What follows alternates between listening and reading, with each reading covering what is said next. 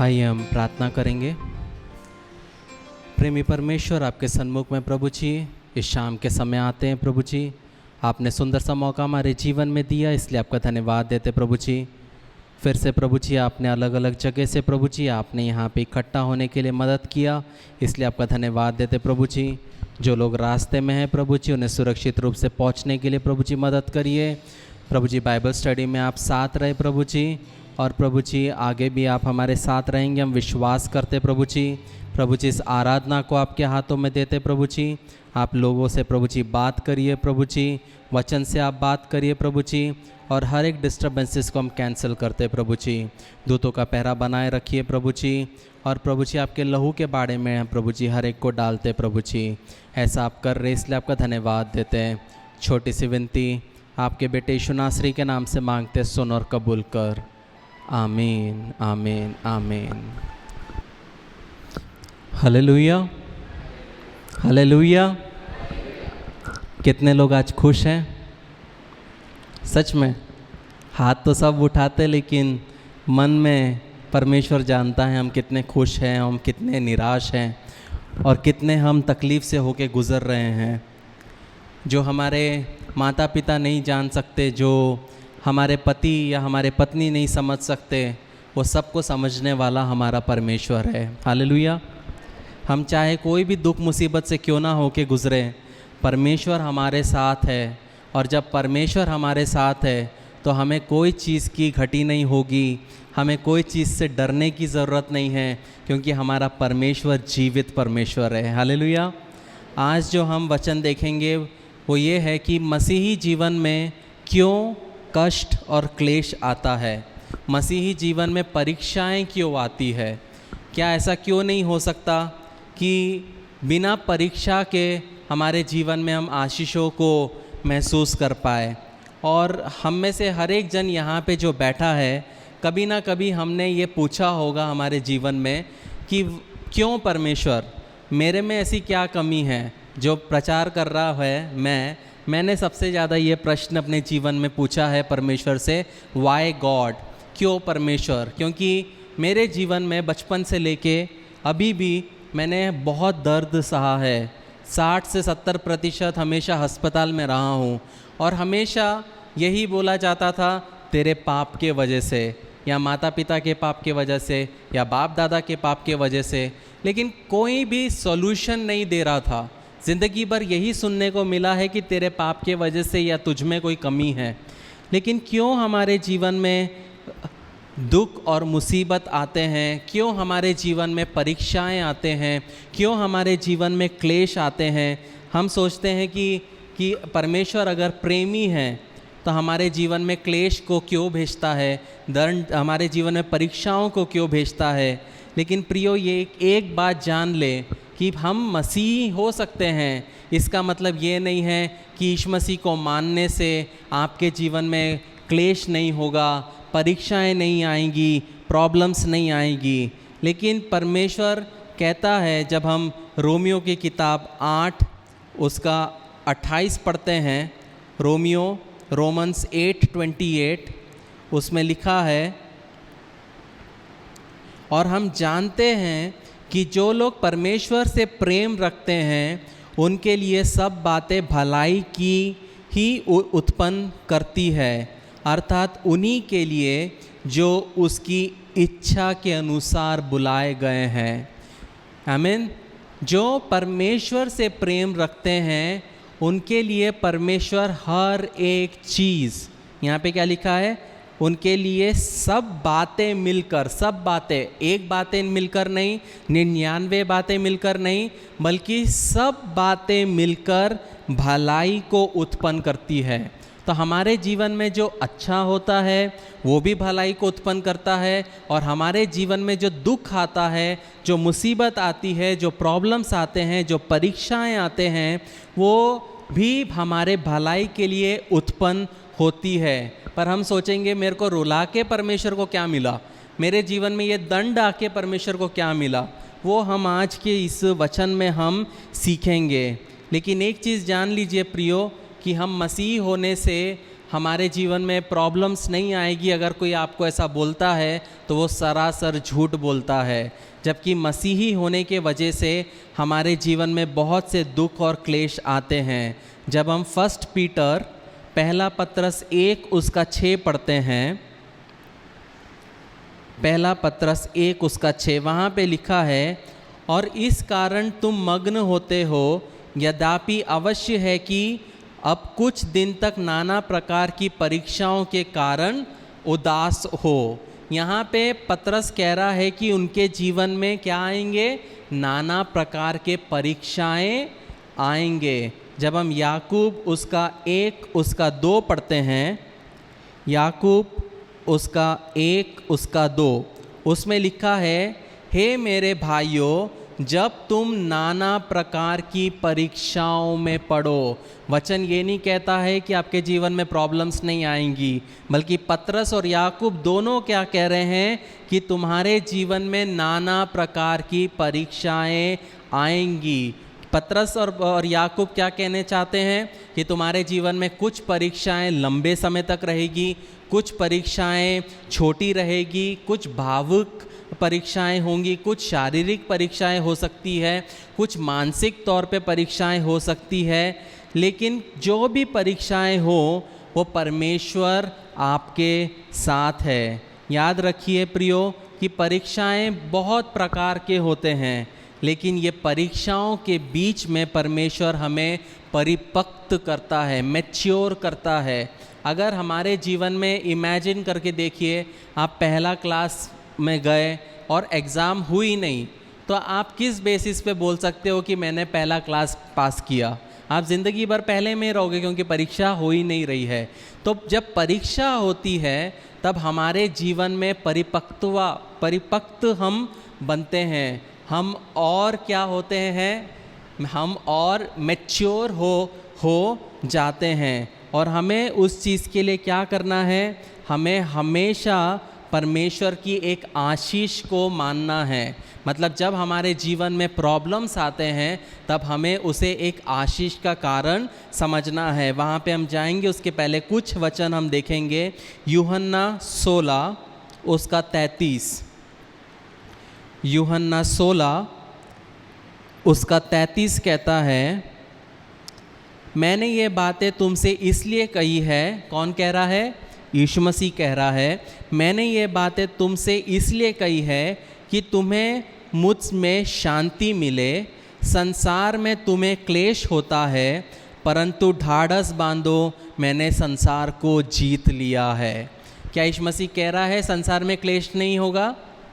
नहीं, यीशु मसीह कह रहा है इस संसार में तुम्हें क्लेश होगा, पर ढाढ़स बांधो, मैंने संसार को जीत लिया है।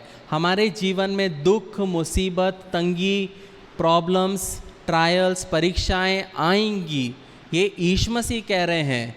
लेकिन यीशु मसीह उसके साथ क्या कहते हैं कि ढाढ़स बांधो, क्योंकि मैंने संसार को जीत लिया है। चाहे कोई भी प्रॉब्लम्स क्यों ना हो, हमें ढाढ़स बांधना है, क्योंकि यीशु मसीह हमारे जीवन में है, हमारे साथ है। हमें वो ना ही कभी छोड़ेगा और ना ही कभी वो हमें त्यागेगा। हम बहुत बार यीशु मसीह को छोड़ देते हैं, हम उसे त्याग देते हैं, हम अपने फ़ायदे के लिए उसके पास आते हैं, जब प्रॉब्लम्स आते हैं तो उसके पास आते हैं, लेकिन वो हमें कभी नहीं छोड़ता। जब भी हम उसे अब्बा पिता करके पुकारते हैं, वो हमारी प्रार्थनाओं को सुनता है। जब हम मैथ्यू 5 चैप्टर 10 और 10 से 12 तक पढ़ते हैं, जब हम मत्ती 5 उसका 10 से 12 पढ़ते हैं, वहाँ पे लिखा है, धन्य है वे जो धर्म के कारण सताए जाते हैं, क्योंकि स्वर्ग का राज्य उन्हीं का है।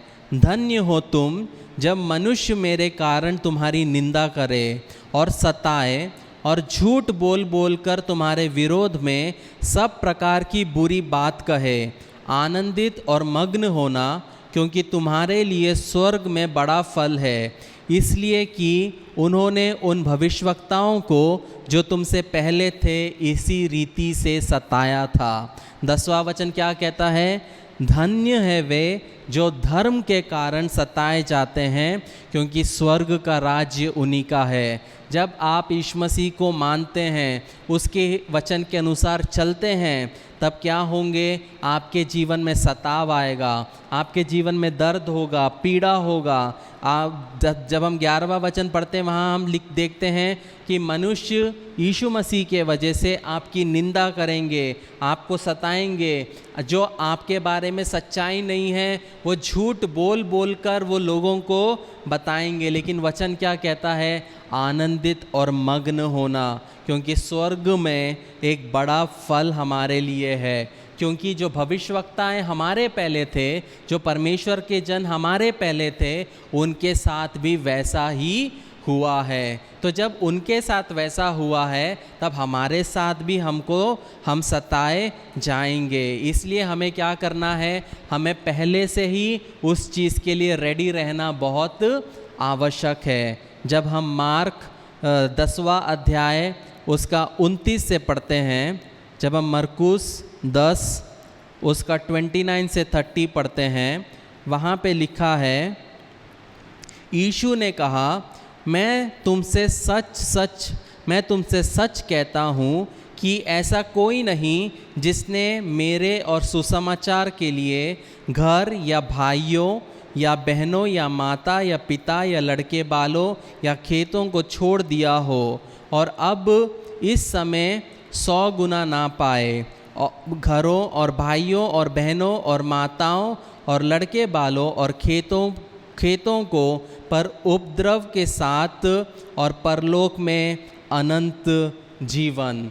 यीशु मसीह कह रहा है कि ऐसा कोई भी व्यक्ति नहीं होगा जिसने मेरे वजह से अपने माता पिता को छोड़ा हो, अपने बच्चों को छोड़ा हो, भाई बहनों को छोड़ा हो, इन सब खेतों को छोड़ा हो। ऐसे सब लोगों को क्या होगा? उनको स्वर्ग में उसका प्रतिफल मिलेगा। मेरा सवाल है आपसे, कितने लोग आप हाथ उठा सकते हैं कि आपने परमेश्वर के लिए कुछ छोड़ा हो, आपने परमेश्वर के लिए कुछ खोया हो? हम में से बहुत कम जन हैं जो हाथ उठा सकते हैं, क्योंकि हम इस तरह से मसीह जीवन जीते हैं कि हमें कुछ खोना ना पड़े। लेकिन जब आप सच्चाई से परमेश्वर के साथ में चलोगे, तब आपके दोस्तों को आपको खोना पड़ेगा, आपके संगी, आपके दोस्त, आपके रिश्तेदार आपसे नफ़रत करने लगेंगे, क्योंकि आप हर बात पे बोलोगे कि ये गलत है, वचन ऐसा नहीं कहता, और वो आपसे क्या करने लग जाएंगे? वो आपसे नफ़रत करने लग जाएंगे। लेकिन इसे हमें गर्व की बात समझना है, हमें इसे आनंद की बात समझना है, और हमें परमेश्वर के साथ में चलना है। हमें कभी भी हमारे जीवन में हमें कॉम्प्रोमाइज़ नहीं करना है। जब हम मत्ती 10 मैथ्यू 10:34 से पढ़ते हैं, मत्ती 10 उसका 34 से, उसमें लिखा है, ये ना समझो, कौन कह रहा है? यीशु मसीह कह रहा है, ये ना समझो कि मैं पृथ्वी पर मिलाप करने के लिए आया हूँ। मैं मिलाप करने को नहीं, पर तलवार चलवाने के लिए आया हूँ। मैं तो आया हूँ कि मनुष्य को उसके पिता से और बेटी को उसकी माँ से और बहू को उसकी सास से अलग कर दूँ। मनुष्य के बैरी उसके घर के ही लोग होंगे। यहाँ पे यीशु मसीह क्या कह रहा है? मैं तलवार लेके आता हूँ, मैं मिलाप के लिए नहीं लाता हूँ। कहने का मतलब है, आप बोलेंगे ये यीशु मसीह तो झगड़ालू है, मतलब झगड़ा कराने के लिए आ रहा है। लेकिन यीशु मसीह का मतलब वो नहीं है।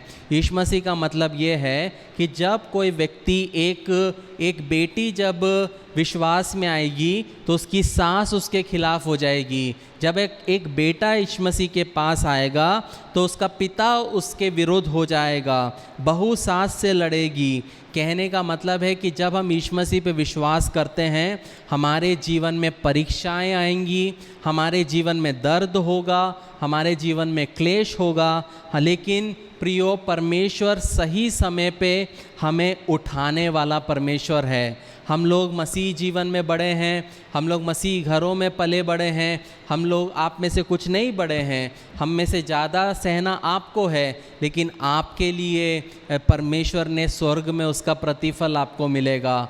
पंकज है यहाँ पे जिसने अपना घर छोड़ा है, ऐसे बहुत से लोग हैं जिन्होंने अपना घर छोड़ा है मसीह के लिए, उसके लिए उस वजह से उसके घर में उसको आने नहीं देते। बहन की शादी हो गई लेकिन शादी में नहीं बुलाया, वो हर एक दर्द के लिए, वो हर एक दुख के लिए उसके स्वर्ग में उसके लिए एक प्रतिफल है। क्यों? क्योंकि उसने यीशु मसीह के लिए, यीशु मसीह के पीछे चलना चुना है। प्रियो, हमारे जीवन में हमने क्या खोया है? आप घर में जाके सोचिए हमने जीवन में क्या खोया है। अब बहुत कम चीज़ें हमने खोई है, लेकिन जब हम मसीह जीवन में जीते हैं तो खोना ज़्यादा होता है, क्योंकि हम सही प्रकार से चलते हैं। तो हमारे जीवन में क्यों दुख, क्लेश, निराशा आता है? पहला कारण है कि परमेश्वर की स्तुति के लिए, टू ग्लोरीफाई गॉड। हमारे जीवन में दुख और क्लेश इसलिए आते हैं ताकि परमेश्वर के नाम को महिमा मिले। जब हम डैनियल चैप्टर 3 वर्सेस 16 to 18 पढ़ते हैं, जब हम दानियल 3 उसका 16 से 18 पढ़ते हैं, वहाँ पे लिखा है, शद्रक, मेशक और अबेदनगो ने राजा से कहा, हे नेबूकदनेस्सर, इस विषय में तुझे उत्तर देने को हमें कुछ प्रयोजन नहीं जान पड़ता। हमारा परमेश्वर जिसकी हम उपासना करते हैं वह हमको उस धधकते हुए भट्टे की आग से बचाने की शक्ति रखता है। वरन हे राजा, वह हमें तेरे हाथ से छुड़ा सकता है, परंतु यदि नहीं तो हे राजा, तुझे मालूम हो कि हम लोग तेरे देवता की उपासना नहीं करेंगे और ना तेरी खड़ी कराई हुई सोने की मूरत को दंडवत करेंगे। यहाँ पे 3 नौजवान हैं, शद्रक, मेशक और अबेदनगो। इनके सामने एक ऐसी परिस्थिति है कि राजा नेबूकदनेस्सर ने एक बहुत बड़ा क्या बनाया? मूर्ति को बनाया, और मूर्ति बना के बोला कि तुम्हें इसी के सामने दंडवत करना है। और यहाँ पे अगर कोई विश्वासी होता और कोई मसीह होता तो वो बोलता, मैं यीशु मसीह कहते कहते मैं झुक जाता हूँ और मेरा काम भी हो जाएगा, कोई प्रॉब्लम नहीं होगा।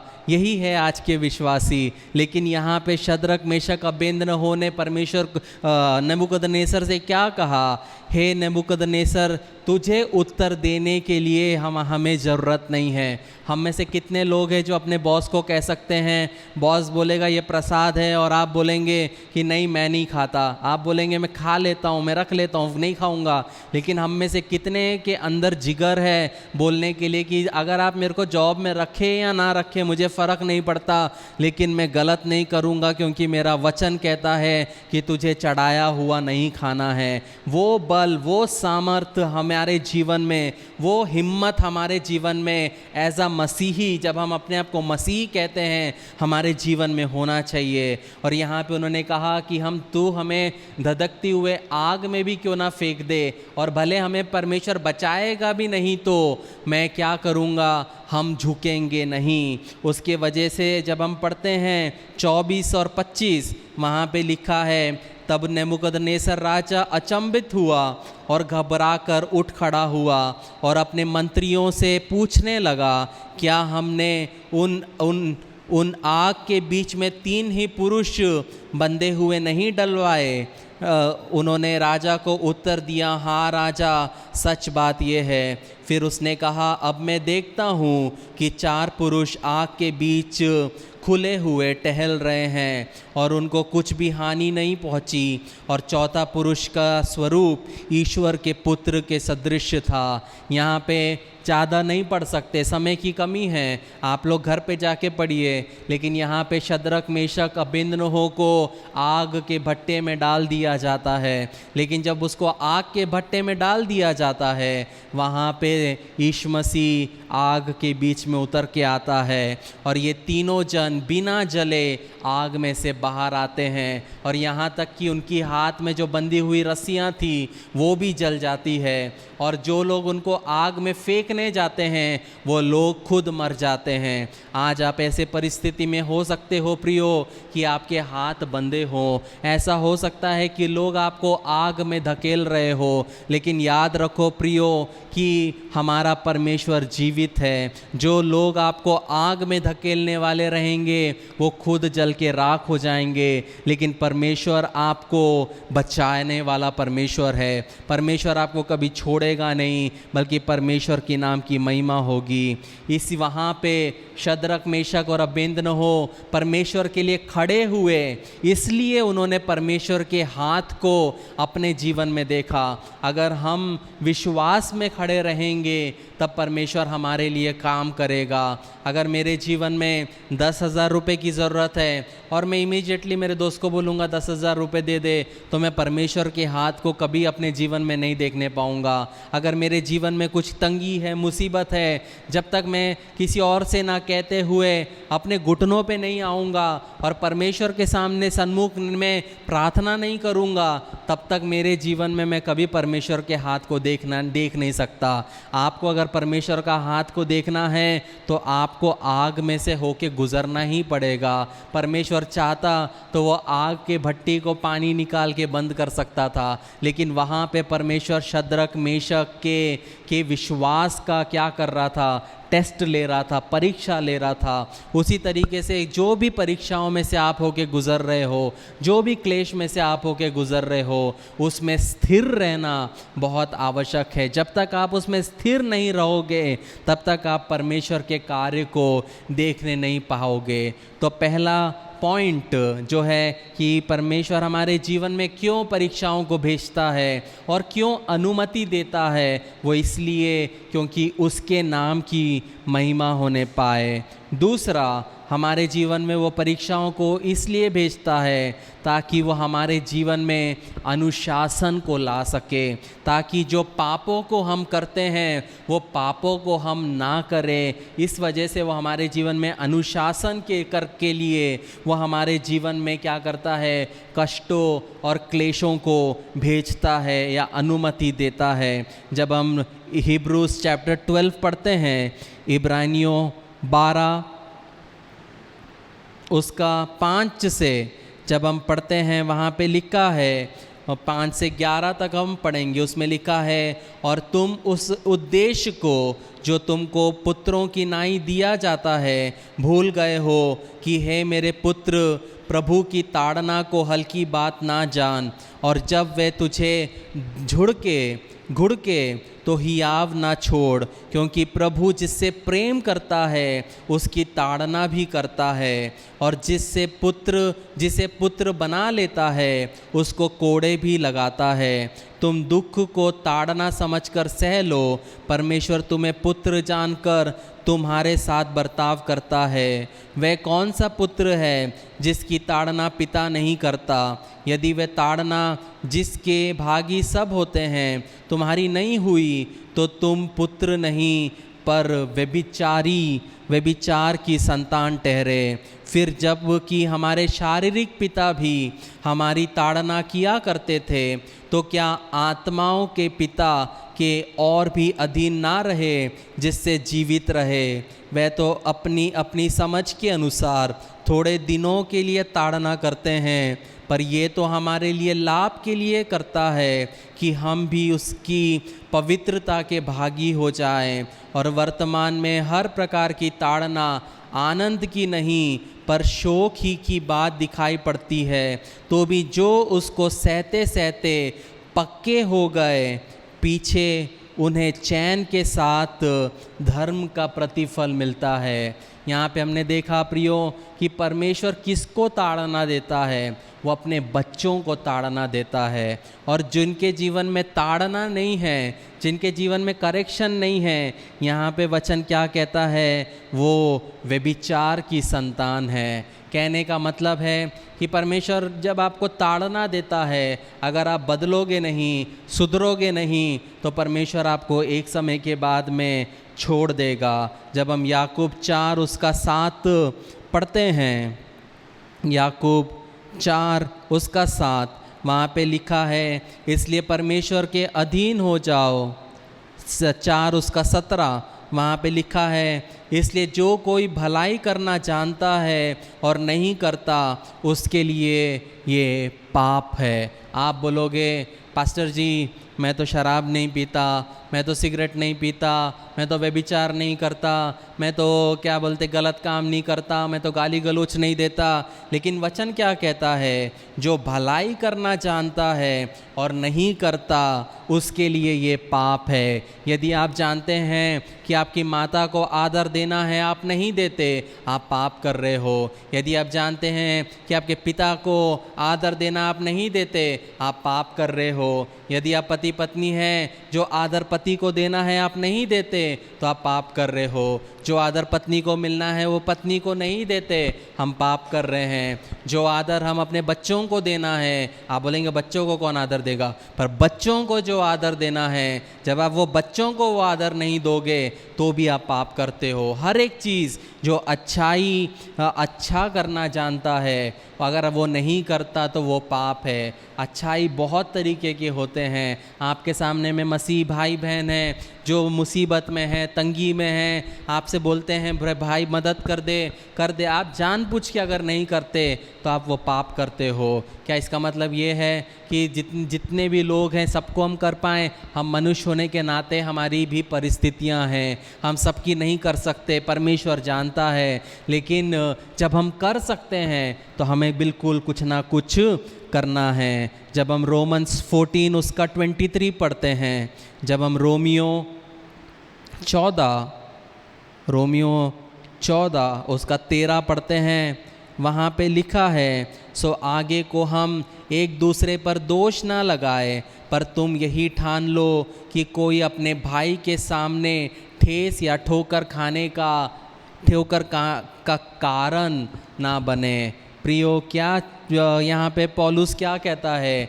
कभी भी मसीही भाई बहनों के लिए ठोकर का कारण नहीं बनना है। जब हम मत्ती पढ़ते हैं, मत्ती में लिखा है अगर कोई ठोकर का कारण बनता है तो ये अच्छा है कि उसके गले में आटा का चक्की बांध दिया जाए और उसको समुद्र में फेंक दिया जाए। हमारे जीवन के वजह से कोई भी व्यक्ति के जीवन में कभी भी हम ठोकर का कारण नहीं बनना है। इसलिए जब मैं जीता हूँ या हम जीते हैं एज अ परिवार, हम ये चीज़ का बहुत ख्याल रखते हैं कि हर एक चीज़ जो हम करते हैं उस वजह से किसी के जीवन में हम ठोकर का कारण नहीं बनना है। किसी के जीवन में पाप के लिए प्रोत्साहन देने का कारण हमें नहीं बनना है। अगर मेरे एटीट्यूड के वजह से, मेरे कैरेक्टर के वजह से मेरा भाई मसीही भाई या मेरी मसीही बहन पाप करना सीखे, तो वचन कहता है कि अच्छा ये होगा कि उसके गले में आटा का चक्की बांध के समुंदर में फेंक दिया जाए।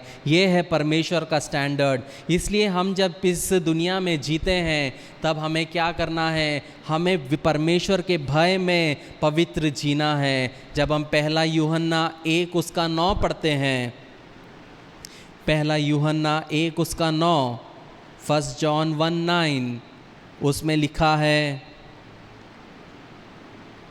लिखा है यदि हम अपने पापों को मान ले तो वे हमारे पापों को क्षमा करने और हमें सब अधर्म से शुद्ध करने के लिए विश्वास योग्य और धर्मी हैं। क्या करना है? सबसे इम्पॉर्टेंट प्रियो, पाप होगा, हमारे जीवन में पाप होगा, लेकिन क्या करना है? अपने गलती को क्या करना है?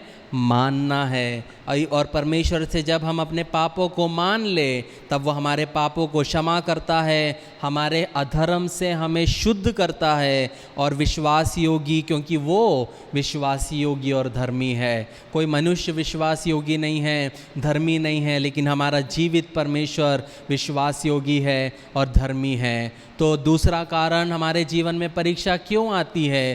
ताकि हम क्या करें? हमारे जीवन में हम जो पाप करते हैं उस पाप के लिए अनुशासन लाने के लिए परमेश्वर हमारे जीवन में क्या करता है?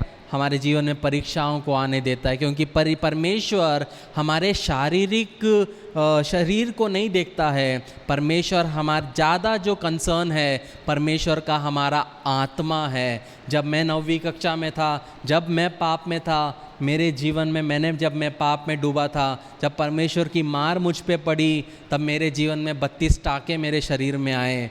क्यों? क्योंकि परमेश्वर ने मेरा शरीर को तोड़ना सही समझा ताकि मेरा आत्मा बच सके। तो बहुत बार हमारे जीवन में शारीरिक क्लेशों से हमें परमेश्वर लेके जाएगा ताकि हमारा आत्मा बच जाए। एक बार मैं मुंबई शहर में जब मैं प्रचार के लिए गया, तो जैसे मैं प्रचार के लिए गया तो पूरा कलीसिया बात करने लगा। तो मैं बोला मेरे बाल ख़राब तो नहीं दिख रहे, क्या हो गया, सब ऐसे मुझे क्यों देख रहे हैं? सब लोग मेरे बारे में बात कर रहे हैं, खुसुर फुसुर कर रहे हैं। मुझे भी थोड़ा ऑकवर्ड लगा। मेरा समय आया, समय आने के बाद मैंने प्रचार किया। प्रचार होने के बाद में एक आंटी मेरे पास आई, और आंटी आने के बाद भागते हुए आई, मेरे हाथ को चूमने लगी, मेरे चेहरे को चूमने लगी, और मुझे नहीं समझ रहा है कि क्या हुआ। वो आंटी बोलती है कि पिछले साल इसी समय मेरा बेटे की मृत्यु हुई, और वो बेटा हूबहू आपके जैसा दिखता था। इसलिए जब मैं चर्च में घुसा तो बहुत सारे लोग बोलने लगे, अरे ये तो वही वैसे ही दिखते हैं, वैसे ही दिखते हैं। लेकिन वो बोली 1 साल हो गई वो माता ना खा पा रही थी, ना पी पा रही थी, वो गम में थी, और गम में होने के बाद वो ना खाती थी, बीमार रहती थी। और वो माता बोली कि मैं खा नहीं सकती, परमेश्वर ने मेरे साथ ऐसा क्यों किया, मेरे बेटे को इतने जवानी में क्यों छीन लिया। और इस तरह वो मेरे सामने बिलक के रोने लगी। मैंने परमेश्वर से पूछा मैं क्या बोलूँ? यहाँ पे वचन बोलने से कुछ नहीं होगा, यहाँ पे तेरे को ही काम करना है। तब परमेश्वर ने मुझसे एक ही बात बोला, अगर मैं उस लड़के को अगर नहीं उठाता तो उसका आत्मा नरक में नष्ट हो जाता। तो समय रहते उसका आत्मा नष्ट ना हो, मैंने उस बेटे को समय के पहले अपने पास बुला लिया। और जब मैंने ये बात वो उस माता से कहा, वो बिलक के रोने लगी, लेकिन रो रो के उसके चेहरे पे खुशी आई, और वो जानती थी कि उसका बेटा कहाँ है। और कुछ ही दिनों में जब मैं वहाँ मुंबई में था, उनके हस्बैंड ने कॉल करके बोला मेरी वाइफ का पूरा जो था वातावरण बदल गया, अब वो खुश है, अब वो खाना खाती है। जब मैं गया उनके घर तो खुद उन्होंने मेरे लिए खाना बनाया, परोस के दिया, अपने हाथ से खिलाया। कहने का मतलब है कि हमारे जीवन में जब परीक्षाएं आती है हम समझ नहीं पाते, हम सोचते हैं कि परमेश्वर बहुत ही क्या है, कठोर है, परमेश्वर मेरे जीवन में कोई कमी है, मैं श्रापित हूँ इसलिए मेरे साथ ऐसा हो रहा है। क्योंकि मैं अपने आप को श्रापित व्यक्ति बोलता था, क्योंकि जब भी देखो बीमार बीमार बीमार, जब भी देखो इंजेक्शन इंजेक्शन इंजेक्शन, मैं अपने आप को श्रापित व्यक्ति समझता था, क्योंकि मेरे में ही कोई कमी होगी इसलिए परमेश्वर मुझसे इतना नफरत करते हैं, इसलिए परमेश्वर मुझे हमेशा बीमार रखते हैं। लेकिन आज जब मैं अपने जीवन को मुड़ के देखता हूँ तब मैं उसको आशीष की बात मानता हूँ, क्योंकि मैं दुनिया में नहीं गया, मैं परमेश्वर के साथ में अपने जीवन को शुरुआत किया। गलती हम सबसे होती है, लेकिन वचन क्या कहता है प्रियो? माफ़ी मांगना है। माफ़ी मांगने से हम छोटे नहीं होते प्रियो, हमें माफ़ी मांगना है। वचन कहता है जब तुम एक दूसरे से माफ़ी मांगते हो तब परमेश्वर तुम्हारे जीवन में चंगाई को भेजता है, क्योंकि हमारा परमेश्वर शुद्ध करने में विश्वास योग्य और धर्मी है। तो तीसरा कारण जो हमारे जीवन में दुख और क्लेश आते हैं वो इसलिए आते हैं, दूसरा कारण अनुशासन के लिए वो इसलिए आता है। तीसरा कारण हमारे जीवन में दुख और क्लेश परीक्षाएं परमेश्वर इसलिए आने देता है ताकि हमें पाप में गिरने से रोकने के लिए। या अब आप पूछोगे ये कैसा कारण है? जब हम पहला पत्रस 4 1 पीटर 4 चैप्टर 1 और 2 पढ़ते हैं, पहला पत्रस 4 उसका 1 और 2 यहाँ पे लिखा है, सो जब कि मसीह ने शरीर में होकर दुख उठाया तो तुम भी उस ही मनसा को धारण करके हथियार बांध लो, क्योंकि जिनके शरीर में दुख उठाया वे पाप से छूट गया, ताकि भविष्य में अपने शेष शारीरिक जीवन मनुष्य की अभिलाषाओं के अनुसार नहीं वरन परमेश्वर की इच्छा के अनुसार व्यतीत करे। तो बहुत बार जो मैंने बोला, जैसे मैं परमेश्वर के हाथ में गिरा, बहुत बार हमें परमेश्वर शारीरिक क्लेश में से होके गुजारता है ताकि हम पाप में ना पड़े। हम पाप में गिरने के पहले परमेश्वर क्या करता है, कभी कभी लोगों का एक्सीडेंट हो जाता है,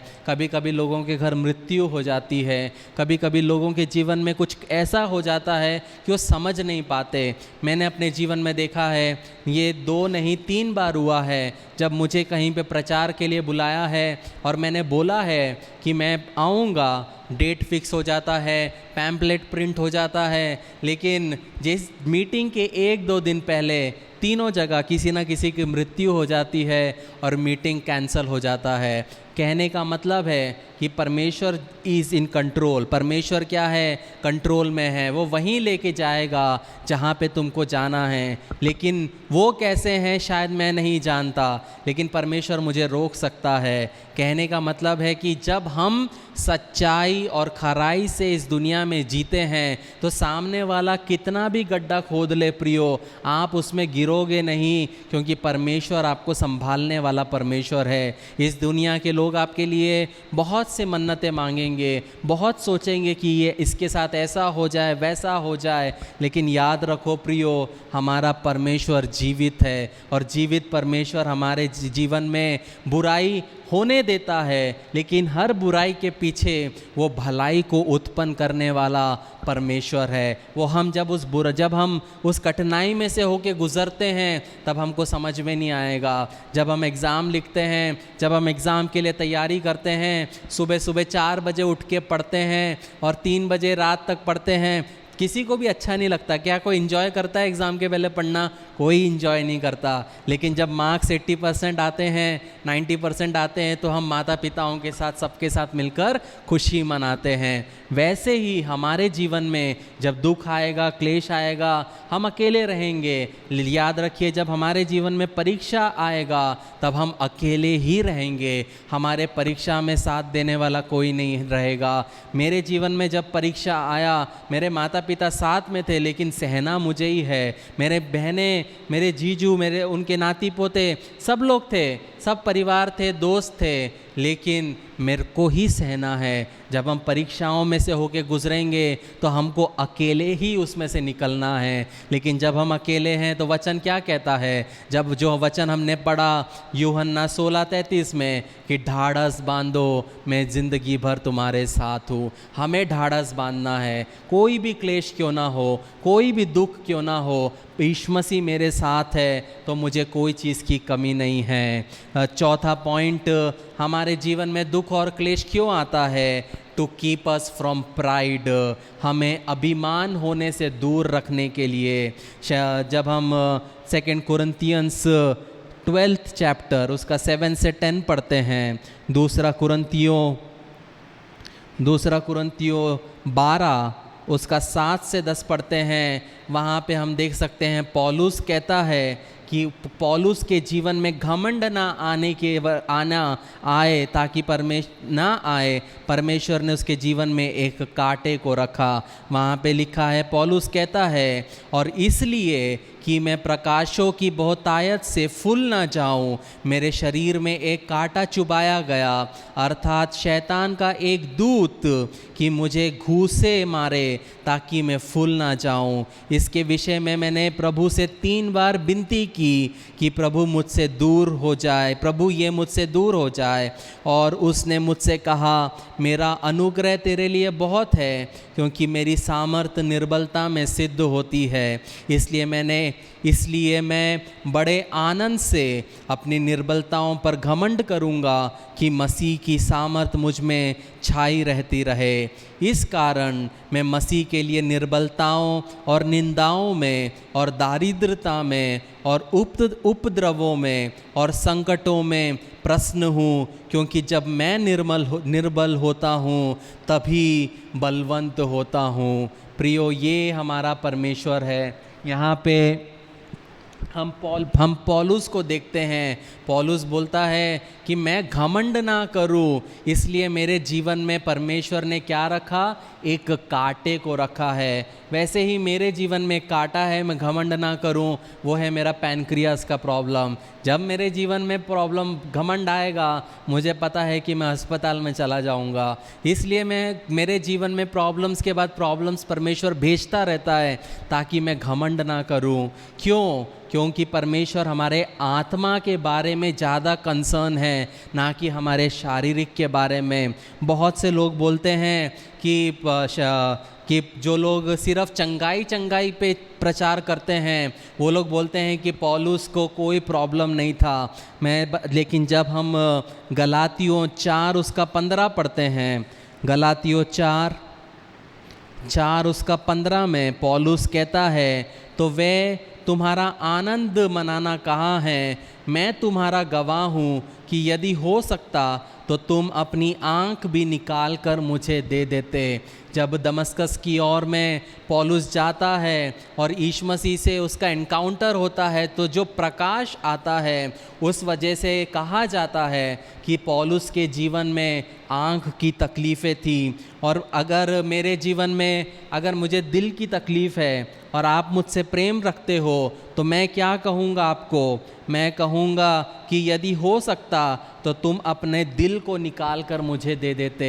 यहाँ पे पौलुस क्या कहता, यहाँ पे पौलुस गलातियों के विश्वासियों को कहता कि जब मैं तुम्हारे साथ यदि हो सकता तो अपनी आँखों को निकाल कर तुम मुझे दे देते। पौलुस को आँखों की ज़रूरत क्यों थी? क्योंकि पौलुस के जीवन में आँख की तकलीफ़ थी और परमेश्वर से उसने उसके लिए प्रार्थना भी किया कि ये 3 बार मुझसे हटा दे, लेकिन परमेश्वर ने कहा मेरा अनुग्रह तेरे लिए काफ़ी है। जब हम गलातियों 6 उसका 11 पढ़ते हैं, तो उसमें लिखा है, पौलुस कहता है, देखो मैं कैसे बड़े बड़े अक्षरों में तुमको अपने हाथ से लिखा है। वो छोटे अक्षरों को देख नहीं पाता था, इसलिए वो बड़े बड़े अक्षरों में उसके लेटर के एंडिंग में वो साइन करता था। कहने का मतलब है प्रियो, हमारे जीवन में क्लेश होगा, दर्द होगा, पीड़ा होगा। पौलुस एक ऐसा व्यक्ति था जिसके द्वारा चिन्ह और चमत्कार होते थे, उसके द्वारा परमेश्वर ने अद्भुत अद्भुत कार्य किए, लेकिन उसके जीवन में घमंड नहीं आना। उस वजह से परमेश्वर ने उस कांटे को उसके जीवन में रखा। चाइना में एक पास्टर थे, वो पास्टर को परमेश्वर ने बहुत अत्यंत रूप से, बहुतायत से परमेश्वर ने उनको उपयोग किया और हज़ारों लाखों में लोग आते थे, चंगाई पाते थे। और जैसे मीटिंग होता था, पुलिस उनको पकड़ के लेके जाती थी और पुलिस क्या करती थी, उनको सेल में डालती थी और पास्टर को धोती थी, पास्टर को मारती थी। फिर पास्टर फिर भी पुलपिट पे आते थे, प्रचार करते थे, वो बोलते थे मेरे जीवन में ये शारीरिक क्लेश परमेश्वर इसलिए दिया ताकि मैं घमंड ना करूं।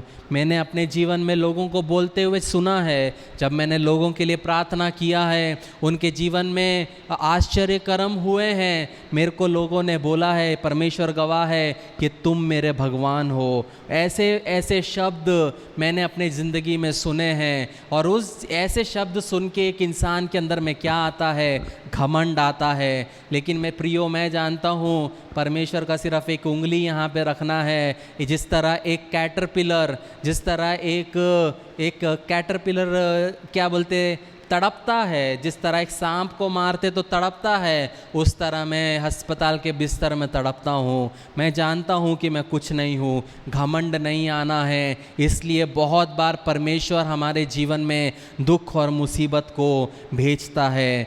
5वां कारण परमेश्वर हमारे जीवन में क्यों दुख और मुसीबत को भेजता है, विश्वास को बनाने के लिए, टू बिल्ड फेथ। जब हम पहला पत्रस 1 पीटर 1:6 और 7 को पढ़ते हैं, 1 पीटर 1:6 और 7 वहाँ लिखा है, और इस कारण तुम मग्न हो, यद्यपि अवश्य है कि अब कुछ दिन तक नाना प्रकार की परीक्षाओं के कारण उदास हो, और ये इसलिए है कि तुम्हारा परखा हुआ विश्वास जो आग से ताए हुए नाशमान सोने से भी कहीं अधिक बहुमूल्य है। यीशु मसीह में प्रकट होने पर प्रशंसा और महिमा और आदर का कारण बने। किसके कारण? प्रशंसा, महिमा और आदर का कारण। और 7वां वचन के स्टार्टिंग में लिखा है कि परखा हुआ विश्वास। जब हमारे जीवन में दुख और क्लेश आता है तब हमारे जीवन में हमारा विश्वास परमेश्वर पे क्या होता है? बनता है। जब हमारा छोटा प्रॉब्लम आता है हमारे जीवन में, जब हम मसीह में नए नए आते हैं, तब मसीह में जब प्रॉब्लम्स आते हैं तो चुटकियों में प्रॉब्लम सॉल्व होते हैं। लेकिन धीरे धीरे क्या होता है? परमेश्वर अपना काम करने का जो समय है उसको देरी देरी करने लग जाता है। पहले जब नए रहते हैं विश्वास में तो जल्दी जल्दी आप परमेश्वर के काम को देखोगे, लेकिन जैसे जैसे आप 1 साल, 2 साल, 3 साल हो जाओगे, परमेश्वर के काम को धीरे धीरे होते हुए देखोगे। क्यों? क्योंकि परमेश्वर आपके विश्वास को उत्पन्न कर रहा है। पहले आपको विश्वास को बनाने के लिए जल्दी काम हुआ, फिर धीरे धीरे वो विश्वास को और बढ़ाने के लिए परमेश्वर आपके जीवन में थोड़ा काम स्लो करेगा। क्यों? क्योंकि वो आपको और विश्वास में बढ़ाना चाहता है।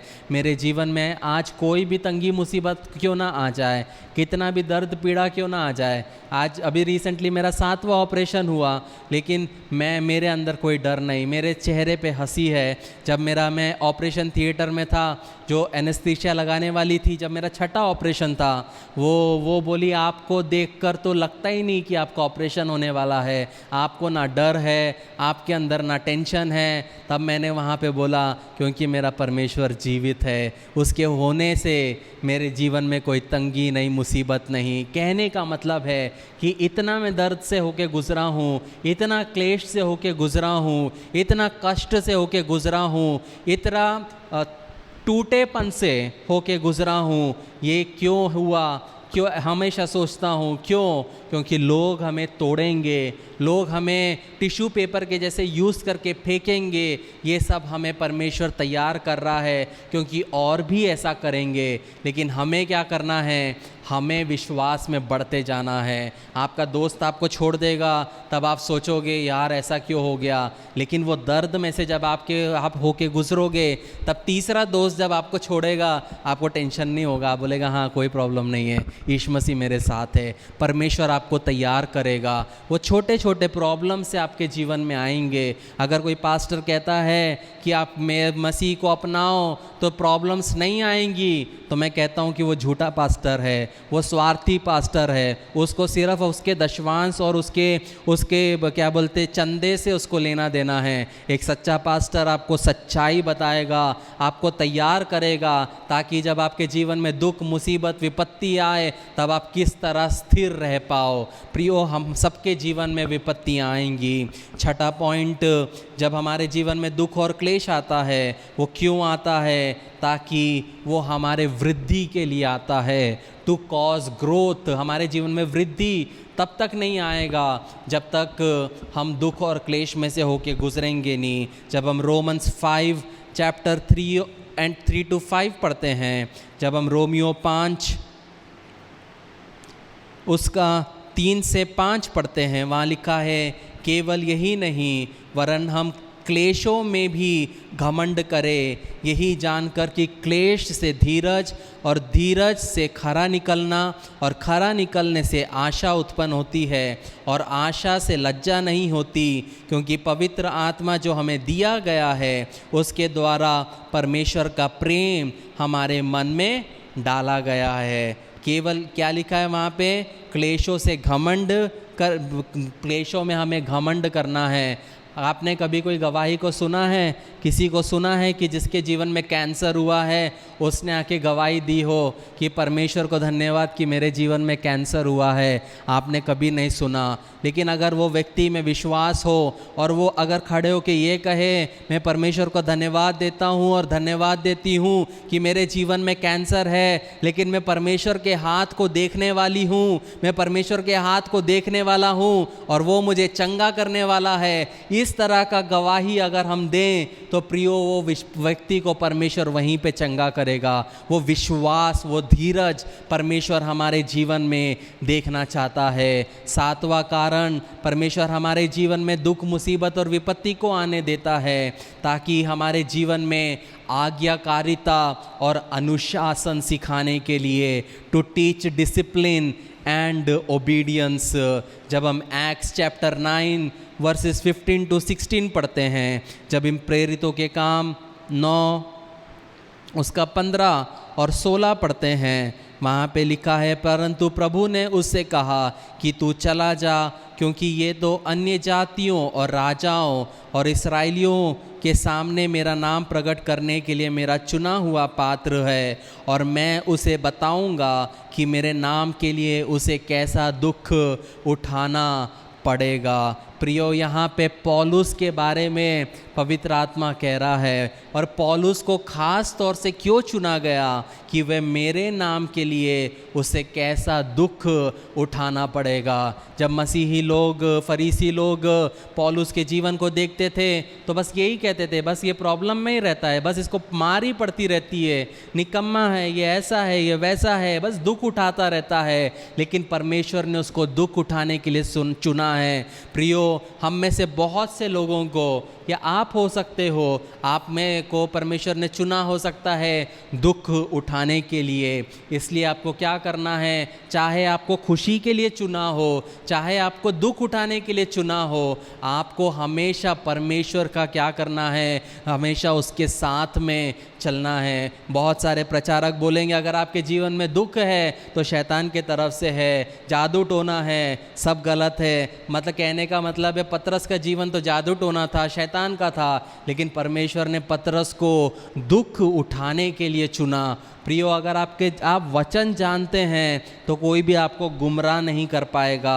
जब हम फिलिपियंस 4 उसका 11 से 13 पढ़ते हैं, फिलिपियंस 4 उसका 11 से 13, यहाँ पे हम देखते हैं लिखा है, ये नहीं कि मैं अपनी घटी के कारण ये कहता हूँ, क्योंकि मैंने ये सीखा है कि जिस दशा में हूँ उसी में संतोष करूँ। मैं दीन होना भी जानता हूँ और बढ़ना भी जानता हूँ। हर एक बात और सब दशाओं में तृप्त होना, भूखा रहना और बढ़ना और घटना सीखा है। जो मुझे सामर्थ्य देता है उसमें मैं सब कुछ कर सकता हूँ। यहाँ पे पौलुस क्या कहता है कि घटी में, दुख में, मुसीबत में, विपत्ति में, हर एक इसमें, भूखेपन में उसने सीख लिया तृप्त होना। ये परमेश्वर चाहता है हमारे साथ।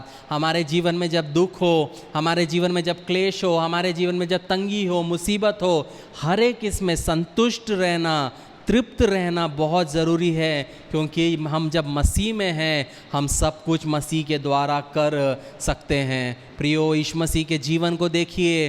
परमेश्वर का पुत्र होते हुए एक कहाँ पैदा हुआ? परमेश्वर का पुत्र होते हुए वो बेथलेहम में एक गौशाले में पैदा हुआ।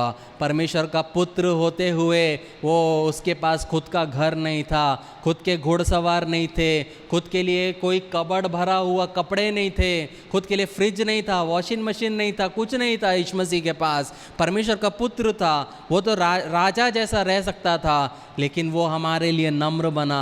परमेश्वर की संतान होते हुए जब उसने इतना सहा, तो आप और मैं, हमको कितना उसके लिए सहना है। बहुत सारे लोग सोचते हैं कि हमारे जीवन में अभी हमें संतुष्टि चाहिए, लेकिन प्रियो, वचन क्या कहता है? इस दुनिया में क्लेश है, परीक्षाएं हैं और जीवन के अंत तक रहेंगी, लेकिन ये ढाढ़स बांधो, यीशु मसीह साथ है। 8वां कारण, हमारे जीवन में दुख और क्लेश क्यों आता है? ताकि हम दूसरों के लिए एक आराम देने के कारण बन सके। To equip us to comfort others, ताकि हम दूसरों के लिए एक आशा का किरण बन सके, ताकि हम दूसरों को हम खुशी दे सके। जब हम 2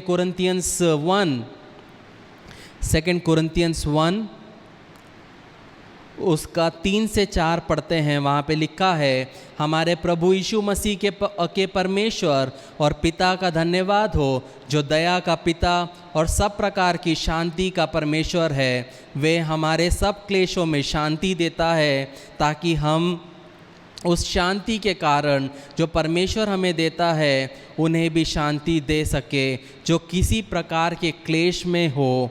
क्या लिखा है? हम उन्हें भी शांति दे सके जो किसी प्रकार के क्लेश में हो। तो हमारे जीवन में क्यों क्लेश आता है? ताकि हम दूसरों के जीवन में हम शांति का कारण बन सकें, हम दूसरों के जीवन में हम क्या कर सकें, हम आशीष का कारण बन सकें। तो हमारे जीवन में अगर दुख और क्लेश आ रहा है, इसलिए नहीं आ रहा है क्योंकि आप में पाप है या आप में कुछ कमी है, आप में कुछ घटी है, बल्कि इसलिए आ रहा है क्योंकि परमेश्वर दूसरों के लिए आपको एक आशीष का कारण बनाना चाहता है। 9वां पॉइंट, हमारे जीवन में क्यों दुख और क्लेश आता है? ताकि हम में मसीह की वास्तविकता को साबित करने के लिए, ताकि हम में मसीह है ये दिखाने के लिए। जब हम 2 कुरिन्थियों 4 उसका 7 से 11 पढ़ते हैं, वहाँ पे लिखा है, परंतु हमारे पास ये धन मिट्टी के बर्तन में रखा है कि ये असीम सामर्थ हमारी ओर से नहीं वरन परमेश्वर की ही ओर से है। हम चारों ओर से क्लेश तो भोगते हैं पर संकट में नहीं पड़ते, निरुपाय तो हैं पर निराश नहीं होते, सताए तो जाते हैं पर त्यागे नहीं जाते, गिराए तो जाते हैं पर नाश नहीं होते। हम यीशु की मृत्यु को अपनी देह में हर समय लिए फिरते हैं कि यीशु का जीवन भी हमारी देह में प्रकट हो, क्योंकि हम जीते जी सर्वदा यीशु के कारण मृत्यु के हाथ में सौंपे जाते हैं कि यीशु का जीवन भी हमारे मरणहार शरीर में प्रकट हो। हमारे जीवन में क्यों दुख और क्लेश आते हैं? ताकि लोग यीशु मसीह को हमारे जीवन में देखने पाए। जो दुख और संकट और क्लेश से जब हम गुज़रते हैं तब हमारे दोस्त हमें देखते हैं, हमारे रिलेटिव्स हमें देखते हैं, हमारे लोग आजू बाजू वाले लोग देखते हैं, और उनको क्या दिखना चाहिए? मसीह दिखने के लिए हमारे जीवन में क्या कहता है पौलुस क्या कहता है 11वें वचन में कि यीशु का जीवन भी हमारे मरणहार शरीर में प्रकट हो। यीशु मसीह का जीवन आपके और मेरे जीवन में दिखने पाए। आखिरी पॉइंट जो है वो क्यों हमारे जीवन में दुख और क्लेश आता है? ताकि स्वर्गदूतों की गवाही के लिए। आप बोलोगे इसका क्या मतलब है? For testimony to the angels. जब हम जोब 1:8 पढ़ते हैं, जब हम अय्यूब की किताब 1 उसका 8 पढ़ते हैं, वहाँ पे लिखा है, परमेश्वर कहता है, यहोवा ने शैतान से पूछा, क्या तूने मेरे दास अय्यूब पर ध्यान दिया है? क्योंकि उसके तुल्य खरा और सीधा और भय मानने वाला और बुराई से दूर रहने वाला मनुष्य और कोई नहीं है। शैतान कौन था? एक स्वर्गदूत था। और हमारे बारे में जब हम पहला पत्रस 1 उसका 12 पढ़ते हैं, पहला पत्रस 1 पीटर 1:12 उसमें लिखा है, उन पर ये प्रकट किया गया कि वे अपनी नहीं वरन तुम्हारी सेवा के लिए ये बातें कहा करते थे, जिनका समाचार अब तुम्हें उनके द्वारा मिला, जिन्होंने पवित्र आत्मा के द्वारा जो स्वर्ग से भेजा गया तुम्हें सुसमाचार सुनाया। और इन बातों को स्वर्गदूत भी ध्यान से देखने की लालसा रखते हैं। हमारे जीवन में जो दुख और क्लेश आते हैं वो स्वर्गदूत भी देखते हैं और वो भी लालसा रखते हैं जो दुख और क्लेश से हम होके गुजरते हैं। आप कुरनेलियुस को जब सुसमाचार सुनाना था तो परमेश्वर चाहता तो स्वर्गदूत के द्वारा सुसमाचार सुना सकता था, लेकिन परमेश्वर ने स्वर्गदूत को भेजा, जा पतरस को बुला कि वो जाकर कुरनेलियुस के परिवार को सुसमाचार सुना सके। मतलब स्वर्गदूत भी चाहते हैं सुसमाचार सुनाए, सह सके यीशु मसीह के लिए, लेकिन उनके पास में वो मौका नहीं है। सिर्फ आपके और मेरे पास में वो मौका है कि हम मसीह के लिए हमें क्या करना है, हमें सहना है। तो हम कैसे सहना है? हमें दुख और क्लेश, हमें हर्ष के साथ में हमें दुख और क्लेश को सहना है। तो आप कहेंगे कि हमारे जीवन में शांति कैसी रहेगी? उस शांति के लिए हमें अपने नज़रिए को बदलने की ज़रूरत है। पतरस पानी पे चला, जब पतरस पानी पे चला तो वो यीशु मसीह को देख रहा था, लेकिन जब उसने तूफान की ओर देखा तो पतरस डूबने लगा। तो जब हमारे जीवन में दुख और क्लेश आएंगे तब हमें परिस्थिति को देखना नहीं है, हमें सिर्फ यीशु मसीह को देखना है। हमें परीक्षाओं से भागना नहीं है, हमें एक ऐसे परिस्थिति में नहीं रहना है कि जहाँ पे हमारे जीवन में प्रॉब्लम्स ना आए।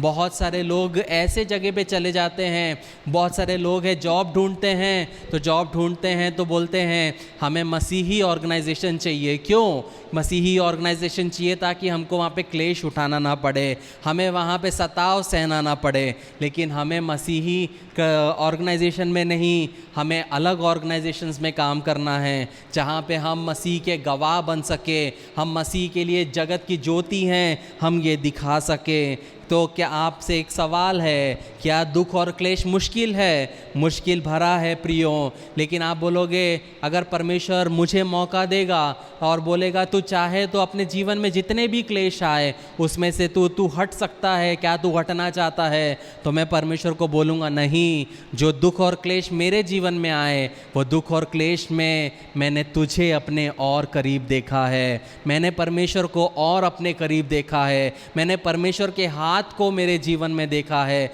मैंने परमेश्वर को कार्य करते हुए देखा है। लोगों ने मैं जो चीज़ करना चाहता हूँ उसके विरुद्ध प्रार्थना किया है, उपवास किया है, फिर भी परमेश्वर का काम कभी नहीं रुका, क्योंकि परमेश्वर जीवित परमेश्वर है। याद रखो, परमेश्वर हमें दुख, मुसीबत, क्लेशों को हमारे जीवन में आने देता है ताकि हमारे द्वारा उसके नाम को वैभव पहुँचे, हमारे द्वारा उसके नाम को महिमा पहुँचे। वो हमारे जीवन के द्वारा हमारे जीवन में, हमारे परिवार में, हमारे सोसाइटी में वो काम करना चाहता है। इसलिए हमें क्या करना है? ढाढ़स बांधना है और परमेश्वर को अपना काम करने देना है। परमेश्वर बनने की ज़रूरत नहीं है, परमेश्वर को अपना काम करना है। आखिरी वचन पढ़ के हम बंद करेंगे, 1 कुरिन्थियों 10 उसका 13। ये वचन मैं हर एक विश्वासियों को मुँह ज़बानी याद करने के लिए बोलता हूँ। क्या कहता है वचन? तुम किसी ऐसी परीक्षा में नहीं पड़े जो मनुष्य के सहने से बाहर है, और परमेश्वर सच्चा है, वह तुम्हें सामर्थ्य से बाहर परीक्षा में ना पड़ने देगा, वरन परीक्षा के साथ निकास भी करेगा कि तुम सह सको। कहने का मतलब है हमारे जीवन में परीक्षाएं आएंगे, लेकिन परमेश्वर हमें उतना ही देगा जितना हम सह सकते हैं। मेरे जीवन में दर्द है, मैं खड़ा होकर प्रचार कर रहा हूँ, मुझे पेट में दर्द हो रहा है, लेकिन मैं जानता हूँ कि परमेश्वर मुझे उतना ही दिया है जितना मैं सह सकता हूँ। कहने का मतलब है हम सबके जीवन में परमेश्वर इतना ही परीक्षा देगा जितना हम सह सकते हैं, और उसके साथ क्या लिखा है? उसमें से निकलने का मार्ग भी खोलेगा। इसलिए कभी भी अपने आप को अकेला समझने की ज़रूरत नहीं है। ये मत सोचो कभी भी अरे ये तो मैं सह नहीं सकता। मेरे जीवन में ऐसी परिस्थितियाँ आई हैं जब मैं एक हफ्ता अपने बिस्तर से उठा नहीं हूँ, जब मैंने आत्महत्या करने की कोशिश की या मैंने सोचा, लेकिन मैं तब जानता था परमेश्वर मुझे उतना ही देगा जितना मैं सह सकता हूँ। तो आपके जीवन में कोई भी परीक्षा क्यों ना हो, कोई भी प्रॉब्लम क्यों ना हो, ये चीज़ को आप समझ ले कि परमेश्वर उतना ही देगा जितना आप सह सकते हो। आपको लग रहा होगा वो बहुत ज़्यादा है, लेकिन कुछ महीनों में, कुछ दिनों में आप उसमें से होके गुज़र जाओगे, और परमेश्वर उसके लिए आप परमेश्वर के हाथ को तब समझ पाओगे। परमेश्वर इस वचन से आपको आशीष दे। हम कुछ गानों को लेंगे और उसके बाद हम लोग समाप्त करेंगे।